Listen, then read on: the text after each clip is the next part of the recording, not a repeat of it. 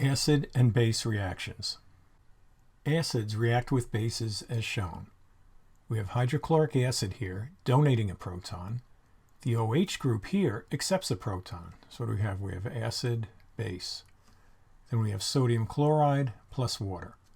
Over here, we have hydrogen chloride. This is a gaseous version of HCl that donates a proton, so it's an acid.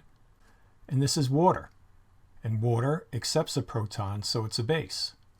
And it forms chlorine ion plus hydronium ion. Reactions between acids and bases can proceed all the way from reactants to products. For example, hydrogen chloride here, which is an acid, plus water acting as a base, yields chlorine ions and hydronium ions. In that case, we have a single arrow.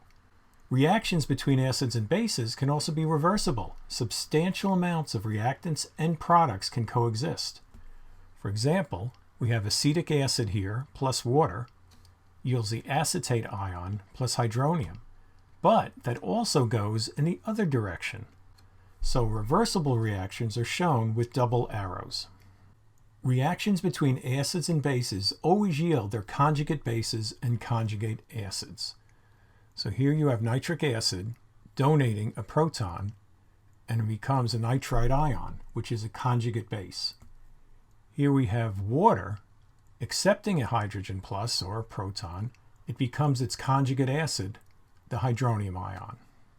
The product formed by the loss of a proton from an acid is called its conjugate base. So here's the acid, loses the proton, and here's the conjugate base. The product formed by the gain of a proton from a base is called its conjugate acid. So here we have a base picking up a proton, and here's its conjugate acid. Nitrous acid and the nitrite ion are a conjugate acid-base pair. Water and the hydronium ion are a conjugate base acid pair. Note that the net charges on both sides of the equation are the same. When a species accepts a proton, in the case of water accepting a proton and becoming the hydronium ion, it gains a positive charge. When a species, over here, donates a proton, it acquires a negative charge. If a substance can act both as an acid and base, it is called amphoteric. We actually introduced that maybe about 20 slides before this. For example, water can act as a base or an acid depending on the situation. In this case, water is accepting a proton, right? It goes from H2O to H3O plus, acting as a base. In this case, water donates a proton and turns into OH minus, so therefore it's acting as an acid.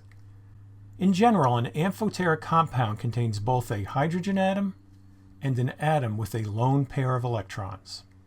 If an acid or a base is given, and you're asked to determine its conjugate base or acid, write the formula for the substance after an H plus has been donated or accepted.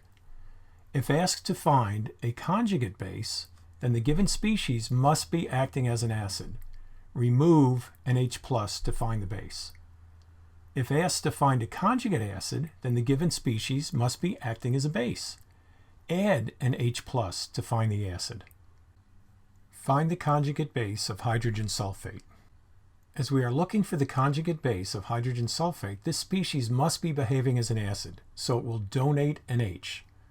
So here it is, it donates the H, and it becomes the sulfate ion. So the sulfate ion is the conjugate base. Find the conjugate acid of CO3 2-. As we are looking for the conjugate acid of CO3 2-, this species must be acting as a base. Therefore, it will accept an H plus to form its conjugate acid. So here's the CO3 2-, takes in an H plus, and it becomes HCO3-. Therefore, HCO3- is the conjugate acid.